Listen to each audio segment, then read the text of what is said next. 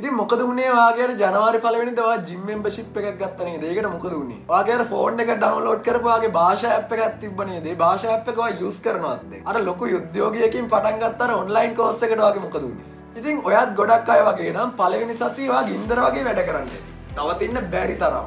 ඒත් පෙබරවාරි මාසේ ලඟ වෙද්දී එක්ස්කියුසස් හිමීට වාගේ ඔලුවට එන්න ගන්න ඇති.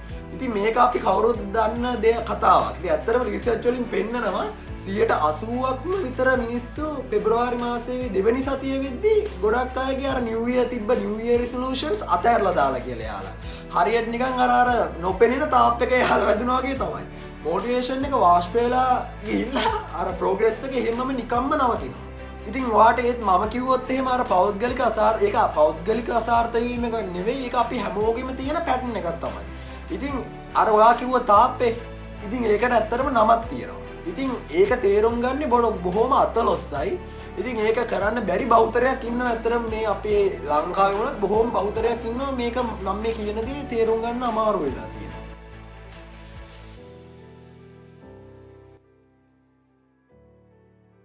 ඉතින් අපි හැමෝම අර එතන ඉඳලා තියෙනවා. ඔයා අලුත් අවුරුද්ද පටන් ගන්නවත් එක්කම පළවෙනි සති දෙකේ ඔයා පොඩි ඉක්මන් ජයග්‍රහණ වාට හිතනවා මම මේක බණ දෙයක් කරනවා කියලා. ඉතින් අර ඒ ෆීලිං එක පට්ට ෆීලිං එකක්. ඒත් ඔයා සාර්ථකත්වයට යන නිකන් වාට දැනෙන්නේ නිකන් අර සුපර් ෆාස්ට් මේ පාරක යනවා වගේ තමයි වාට දැනෙන්නේ. අර ඔයා ඒ ගන්න පොඩි ජයග්‍රහණ හැබැයි අර මුල් සති දෙක තුනේ තමයි ඒ සිදුවීම වෙන්නේ. ඉතින් ඒත් පස්සේ දේවල් ගොඩක් වෙනස් වෙනවා. ඔයා තාමත් ඒ මහන්සියම දානවා. සමහර විට ඊටත් වැඩියෙන් ඔයා මහන්සි වෙනවා ඇති ඔයාගේ ඒ ප්‍රතිඵල ළඟා කරගන්න. ඒත් ප්‍රතිඵල නිකන් හිඳිලා ගියා වගේ තමයි. තරදී අර කට්ටේ හෙලවෙන්නෙම නෑ ඔයා කොච්චර try කරත්. ඉතින් ඔයා ගහන ගිටාර් එකේ සද්දෙත් ඇත්තටම තිබ්බත් ඔයා නිකන් ඔයාට දැනෙනවා ඇත්තේ ඔයාව නිකන් හිර වෙලින්නවා වගේ.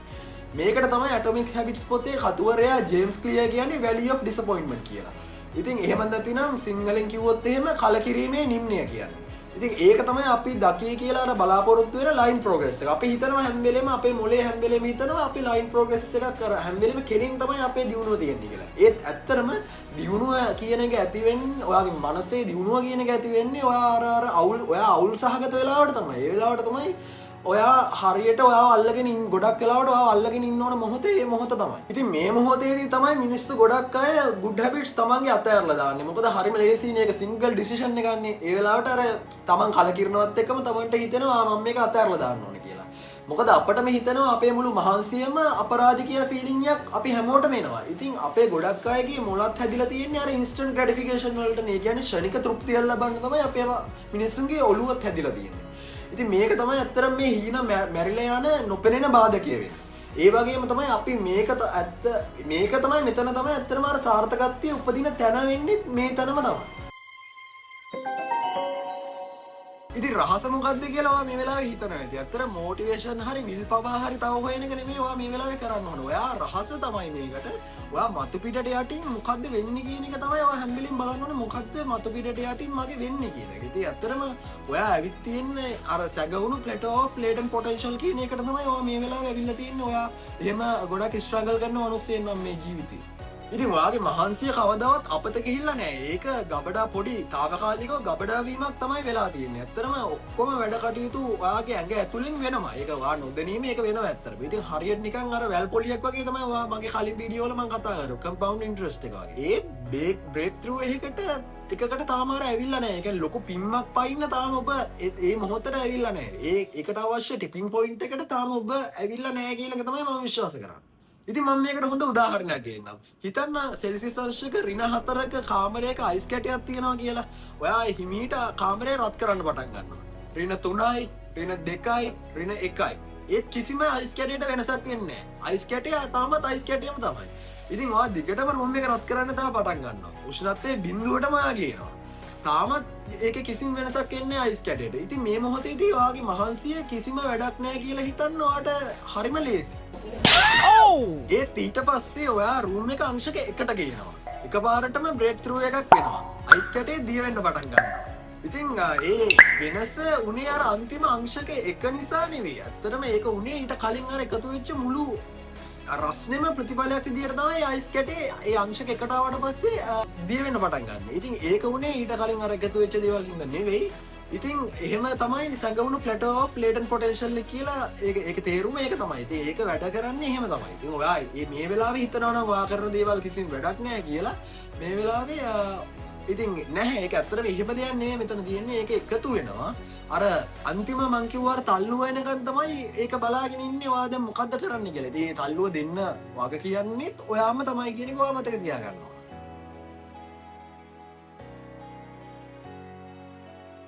ඉතින් කොහොමද මේ සානුවෙන් එහාට ගිහින් හොඳම හරියට යන්නේ මේ ජීවිතේ. ඉතින් ඒක ඇත්තටම ආගේ ක්‍රමය ප්‍රධාන වෙනස්කම් තුනකට බෙදිලා තමයි මේ සිදුවීම වෙන්නේ.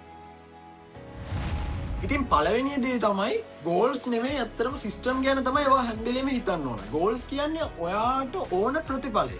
ඒත් හරියට නිකන් මැරතන් එකක් දුවනවා වගේ තමයි ඒක. සිස්ටම් එකක් කියන්නේ ඔයාට ඔයා හැමදාම ෆලෝ කරන දේ තමයි ඒ ක්‍රියාවලිය තමයි සිස්ටම් එකක් කියන්නේ. නිකන් අර ඔයාට මම උදාහරණයක් දෙන්නම්. නිකන් අර දුවන සපත්තු දෙකක් දාගෙන දොරෙන් එළියට ගිහින් ඔයා විනාඩි 10ක් හරි එළියට හැමදාම බහින්නවා පුරුදු වෙනවා නම් ඔයාගේ දුවන සපත් දෙක දාගෙන ඒක සිස්ටම් එකක් තමයි. මොකද ඔයා දුවන්න තමයි අනිවාර්යයෙන් යන්න ඕන. ඉතින් ඒක තමයි සිස්ටම් එකක් කියන්නේ. ගෝල්ස් නෙමෙයි අතරම වැදගත් වෙන්නේ සිස්ටම් කියන දේ තමයි වැදගත් වෙන්නේ. ඉතින් ගෝල්ස් හොඳයි දිශාවක් හදාගන්න.